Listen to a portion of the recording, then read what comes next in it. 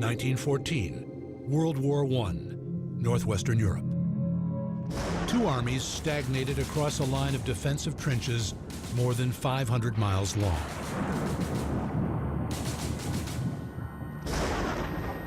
Out of this massive deadlock, a revolutionary new weapon emerged, one that would change warfare forever.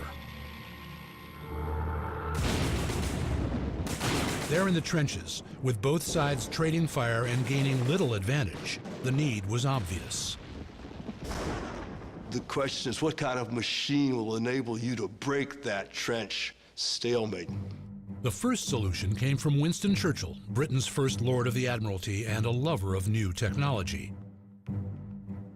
Churchill had been captivated by armored cars, which combined mobility and protection.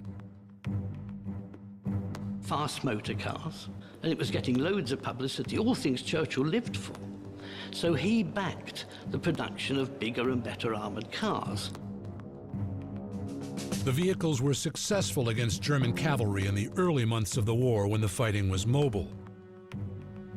But they struggled in the mud and craters of the Western Front. Something with more traction was needed. Trench stalemate brings about one of those light bulb moments in history. The light bulb? A piece of American farm equipment that used tracks instead of wheels. What worked on the farm could work on the front. So Britain applied the concept to the world's first tank, Little Willie. The earliest prototype was a primitive metal box riding on imported American tracks. The British hoped the tracks would keep Little Willie from getting bogged down in the mud. But early tests were disappointing. Little Willie's nose stuck out in front, so if it fell into a trench, it couldn't climb out. The tank went back to the drawing board.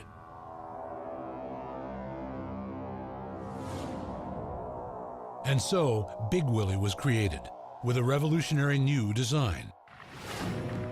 Its tracks went beyond the front of the body and were high enough to grip and climb over most obstacles it encountered. The secret of this design is the way the tracks wrap all the way around the body of the tank. The reason for this is that the tanks are expected to cross wide trenches, 9 feet wide in some places, and rough ground. Big Willie proved it was up to the task. Its crushing power was clear, and it was quickly sent to the front. The British thought they had an answer to the German trenches. In September 1916, Britain's Revolutionary War machine was unleashed on an unsuspecting enemy. You've got to imagine a type of machine that nobody had ever seen before. And I don't just mean the Germans, and most of the British soldiers on the Somme had never seen anything like this. And they start moving in the pre-dawn mist when you can hardly see your hand in front of your face. It appears to slither along the ground. It's quite bizarre the way it moves. So far as the Germans were concerned, they called these machines the devil, and the cry soon went up along the trenches, "The devil is coming." Nothing you shoot at them will stop them, and in your mind, it's you they're coming for. But once the Germans got over their initial shock, they realized Big Willie's bark was worse than its bite. The men inside the tank were vulnerable to counterattack. Well, I'm in, and there's nowhere to put my hands because I'm between the transmission and the engine, and all that's hot, and I'm already feeling claustrophobic. This is the engine, a mass of red-hot moving parts. You can imagine the heat that that generates, and every crew member is only 2 or 3 feet away from it. The only way to communicate was with one of these. Of course, the crew can't really see what is going on, and they can't really derive the comfort from looking at each other because all they see is an outline in the dark. Their face is covered by one of these chainmail masks, which is some protection against the metal splinters that flake off the side of the tank as soon as it's struck by explosive. The most difficult thing you have to worry about is plunging artillery fire, because artillery fire can kill a World War I tank. It's only moving 3 miles an hour. It's a big target. It was only when they started to open up derelict tanks and discovered only the feet and legs of burnt crew members remaining, because the upper part of the torso had completely been incinerated by the furnace, did it dawn on these people that they were part of a new type of warfare that nobody had ever experienced before. These slow-moving monsters were futuristic in design and shocking to see, but they were not the answer to the Allies' prayers. On the Somme, many got stuck in shell craters or were destroyed by artillery. Only a third even made it to the German lines. Big Willie was designed for one specific goal: to break through German trenches and lead the Allied soldiers forward. But in the end, its novel design was unable to stand up to the rigors of war. It was too slow, had mechanical problems, and was not used as effectively as it could have been. But the tank would eventually come into its own. 20 years later, in World War II, it would establish itself as a critical weapon of war. 1940, Northwestern Europe. Hitler's Panzer tank divisions sliced through Belgium and France. Overpowering Allied defenses, they reached the English Channel in 10 days. Despite the failures of Big Willie, Germany had recognized the tank's potential and built up an impressive tank army. Ironically, one of their sources of inspiration was a British officer. Major J.F.C. Fuller, the British Army, is visionary when it comes to the use of the tank. After World War I, Fuller had rejected the original concept of tanks leading infantry into battle. He foresaw tank units that could be used in numbers and at high speed. Fuller's vision was radical, and the enemy was paying attention. Fuller, ironically, can't sell the idea in Britain. He can't sell the idea in America, but the Germans are reading him. One German in particular, General Heinz Guderian, the father of German tank warfare. Guderian turned Fuller's ideas into reality: high-speed armored divisions able to win battles on their own. The Panzers were unleashed on Belgium and France with great success. The early models emphasized speed over armor and firepower. They were supported by aircraft and by infantry carriers and artillery that were also on tracks.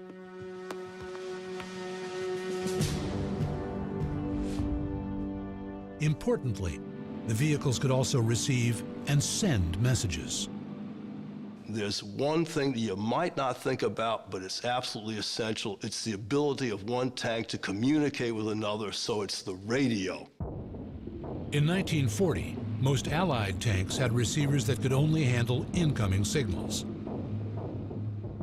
But Guderian's tanks were equipped with two-way radios, so commanders could coordinate their forces during battle. Throughout 1940, the German panzer units had great success outmaneuvering and outfighting heavier Allied armor.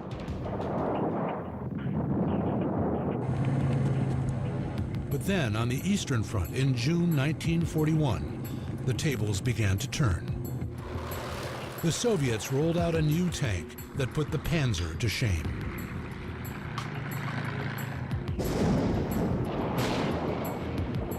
The Soviet tank had its origins in the 1920s, on the other side of the world. One of its primary design elements came from American inventor J. Walter Christie. Christie was a one-time race driver with a passion for speed. he created a futuristic tank that could pierce enemy lines, soar over trenches, and cruise on tracks at over 42 miles per hour. The secret was in Christie's suspension, which was far less rigid than previous designs. They were made to crawl, his to fly. Christie invented a truly innovative system. And the secret of it, ever so simple, large diameter wheels, like these, and each wheel on a separate swinging arm pressing against a big spring. The swing arms were shock absorbers, allowing the track to move up and down on rough terrain. Christie offered his tank to the Americans, but they had a different philosophy on tanks and rejected it. So the mercurial Christie sought out other buyers and sold his suspension to the Russians. They used it to create the legendary T-34. This was the tank that would take on the German panzers in 1941. A young Leningrad engineer, Mikhail Kushkin, was put in charge of the T-34 project in the Ukraine. Kushkin's inspired idea, which exemplified a more general Russian military philosophy, was to design a tank that was basic but reliable, a workhorse on the battlefield. To prove its dependability, he drove 2 prototypes more than 400 miles to Moscow for his Red Army superiors to inspect. The T-34 won their approval, but Kushkin's design made no concessions to crew comfort, and his vehicles proved hardier than he. Koshkin drove this tank throughout the winter. The conditions were so bad and the distance so great that he developed pneumonia and subsequently died. But his death did little to slow the T-34 down.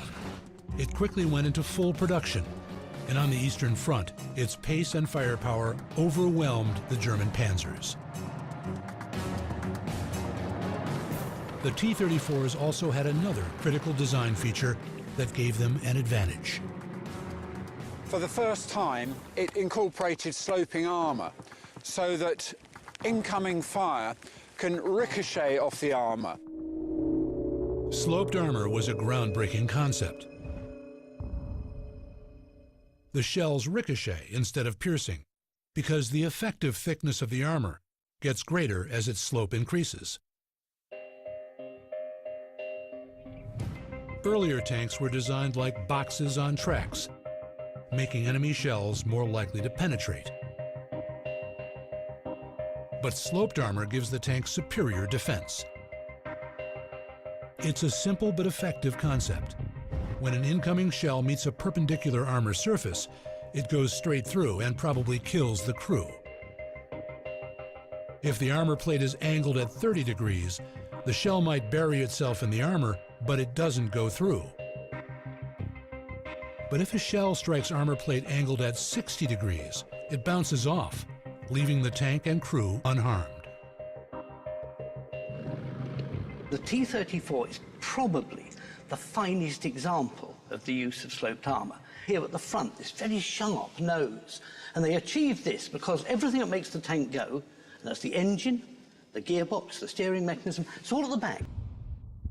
The Germans countered the T-34 with the Tiger, a heavy tank with a long, highly accurate gun.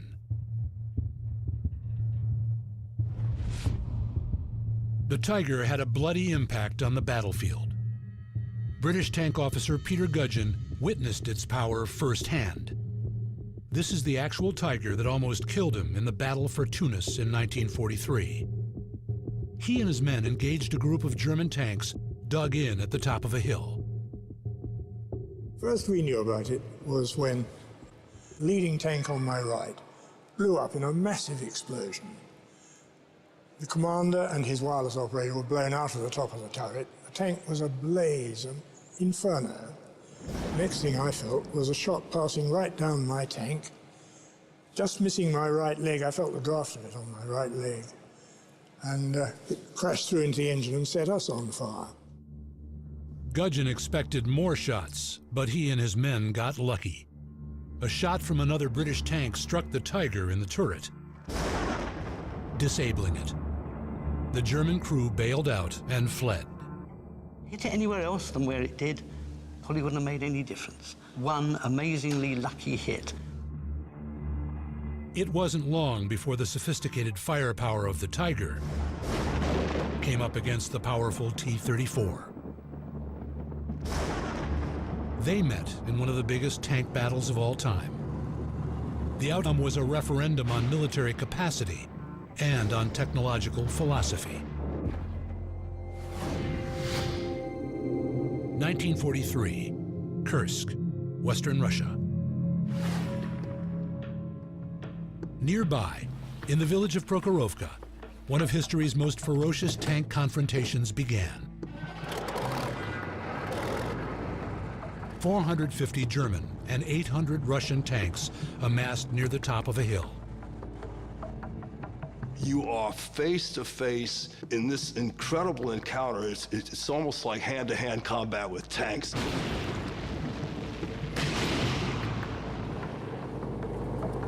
Ahead would have been hundreds of German tanks. And every single crewman must have felt they were lining up on him personally. You don't have time to think. You fire, you shoot, you ram. The feeling of vulnerability is completely accentuated by this lack of vision. All I can see is the next slope ahead and very little else. They must have felt dreadfully vulnerable. The losses are phenomenal. You have to imagine men bailing out of tanks that are on fire, and when you bail out, you're going to get shot. The casualties on both sides were terrible. It's the Holocaust on the tank battlefield, because the next day there are these hundreds of burning hulks. Though the numbers are disputed, it's estimated that close to 500 tanks were destroyed that day. And that was just one engagement in the larger battle for Kursk, which ultimately involved more than 6,000 tanks.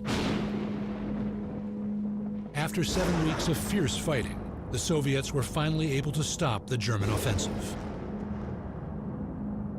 The Soviets suffered far greater personnel and equipment losses than the Germans, but in the long run, they were better able to absorb them, in part because of their low-tech approach to tank engineering. But if there's one thing that characterizes all these Russian tanks, it's the crude finish, and it's very noticeable here on the T-34's turret. You can see cast markings, weld markings. Now, if you compare the rough finish of this tank with the German Panther over there, the contrast is fantastic. It's as if those tanks were finished off in the Mercedes-Benz body shop. It's a beautifully made machine. Though lighter and cheaper than the Tiger, the Panther was a typical example of complex German engineering. But such precision came at the expense of manufacturing capacity. Fewer than 1,400 Tigers and only 6,000 Panthers were ever finished. The Russians, on the other hand, could crank out T-34s. Mikhail Kushkin's simple, reliable design allowed them to mass-produce more than 57,000 and overcome the Germans with sheer force of numbers. As the war progressed and Germany was forced from offense to defense, the Army reassessed its need for fast tanks to conquer enemy territory. Now trying to defend the fatherland, they sacrificed speed for better protection. The result was the Tiger II, or King Tiger. With double the frontal armor of its predecessor, this was the heaviest tank used in World War II. It didn't prevent the German defeat, but it was another example of the mission-specific trade-offs between speed, armor, and firepower. With the changing requirements, shifting fronts, and huge armies, World War II drove rapid advances in tank design. And it saw commanders developing new tactics to take advantage of these powerful, mobile weapons. Guns got bigger, armor got thicker, and killing capacity grew. By the close of the war, J. Walter Christie's vision of an armored racing vehicle had evolved into an all-round fighting machine that commanded the battlefield.